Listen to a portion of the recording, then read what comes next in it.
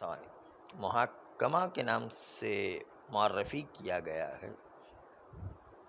جب امام علیہ السلام جا رہے تھے تو یہ لوگ بھی ان کے ساتھ ہو گئے، خوارج بھی کوفہ کی طرف۔ لیکن امام علیہ السلام جب کوفہ میں داخل ہوئے تو ان محکمہ نے، جو خوارج تھے، انہوں نے کوفہ میں داخل ہونے سے منع کر دیا کہ ہم نہیں داخل ہوں گے، اور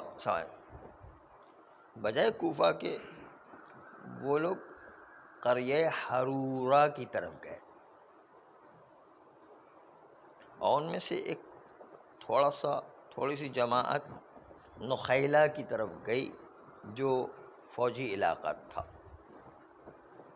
علی اور آل علی پر اعتراض کرنے کے لیے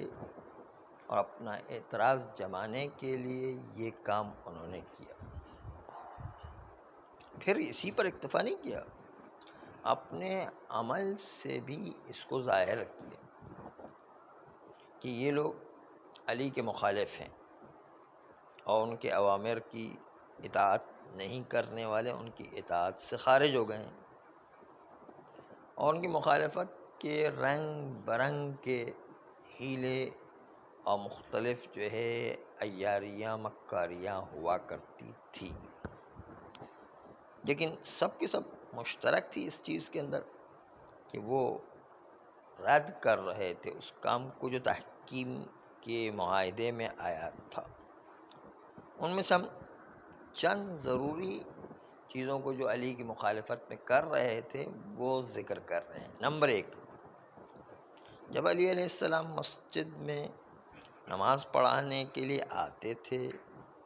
وہ تظاہرات کیا کرتے، یعنی جلوس نکالا کرتے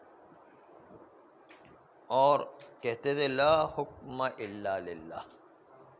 مسجد میں اور مسجد کے باہر یہ کہا کرتے، خصوصاً جب مولا علی خطاب کے لیے ممبر پر جایا کرتے تو شور مچایا کرتے لا حکم الا للہ، مسجد کے اندر بھی مسجد کے باہر بھی شور شرابہ کرتے تھے۔ پہلا کام تو ان کا یہ تھا ضد علی میں انجام دینے کا۔ دوسرا کام یہ تھا کہ وہ علی اور اصحاب علی جنہوں نے بھی اسی تحکیم کے معاہدے کی وفا کی تھی ان سب کو کافر سمجھتے تھے، سب کو کہتے تھے یہ کافر ہے، اس لیے کہ انہوں نے لا حکم الا اللہ للہ کی مخالفت کر کے حکم کیوں مقرر کیا، درمیان میں اللہ کو چھوڑ کے دوسرے کو کیوں لے کر آ گئے۔ تو علیہ السلام نے یہی کہا کہ بھائی اللہ کا حکم بھی انجام دینے کے لیے کوئی انسان ہی ہوگا، یہاں پر کوئی اللہ اتر کے تو نہیں آئے گا۔ تیسرا کام ان کا یہ تھا کہ اہل کتاب کو امنیت دیتے تھے لیکن مسلمانوں کو رعب سے ڈراتے تھے، تلواریں دکھاتے تھے، اور اگر کوئی مومن مل جائے تو اس کو تو قتل کر ڈالتے تھے، جو علی کا شیعہ مل جائے کوئی اس کو تو قتل کر، اس کو تو چھوڑتے ہی نہیں تھے۔ علی سے دشمنی اس طرح سے تھی، مسلمانوں کو بھی ڈراتے لیکن ساتھ ساتھ علی کے شیعہ مل جائے تو اس کو تو قتل ہی کر دیا کرتے تھے۔ ان کا یہ شیوا رہا، لیکن اس کے باوجود اتنی سخت ترین ان کی مخالفت ہونے کے باوجود امام علیہ السلام ان سے بڑی شفقت سے پیش آتے تھے، بڑی نرمی کا مظاہرہ کرتے تھے، اور ان کی نرمی کا ایک نمونہ آپ کو طبری کی روایت میں بیان کرتے ہیں۔ علی علیہ السلام ایک دن لوگوں کے سامنے خطاب کے لیے کھڑے ہوئے تو مسجد کے کونے سے ایک شخص نے آواز لگائی لا حکم الا للہ، پھر دوسرا آدمی کھڑا ہو گیا،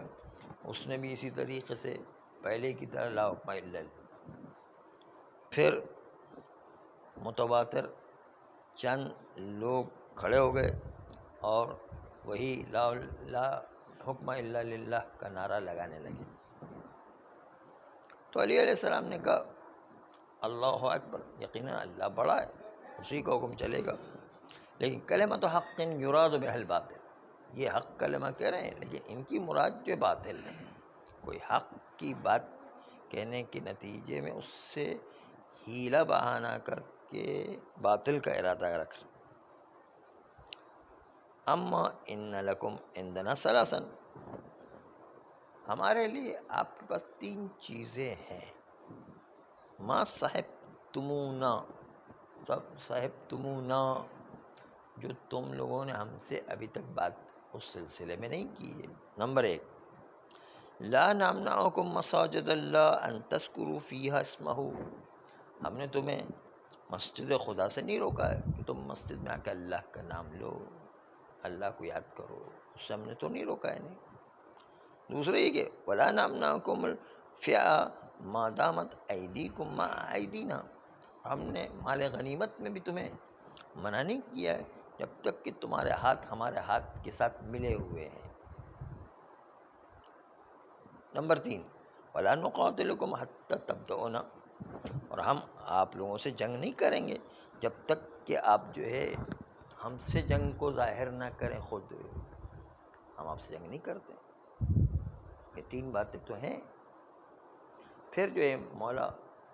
خطبہ دیتے دیتے اپنی جگہ پر پھر واپس آ گئے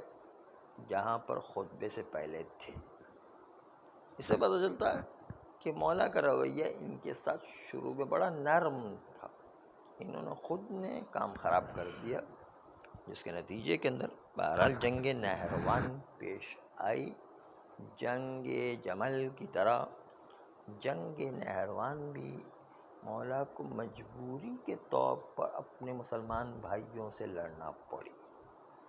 ورنہ مولا کسی طرح بھی جنگ پر راضی نہیں تھے۔ اسی لیے اپنے کمانڈروں کو پہلے کہا کرتے تھے جاؤ ان سے بات کرو،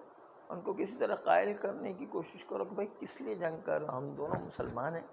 اور جو ہے کسی طرح سے امنیت والی بات کرو۔ لیکن بہرحال یہ جنگ پر پوری طرح تیار اور تلے ہوئے تھے،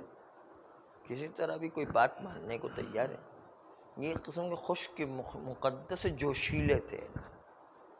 جس کا نتیجہ یہ تھا کہ جوش میں ان کو ہوش نہیں رہا کہ کیا کر رہے ہیں، اور نقصان کر بیٹھے اپنا بھی دوسروں کا۔ بالآخرہ انہی میں سے پھر قاتل مولا نکل آیا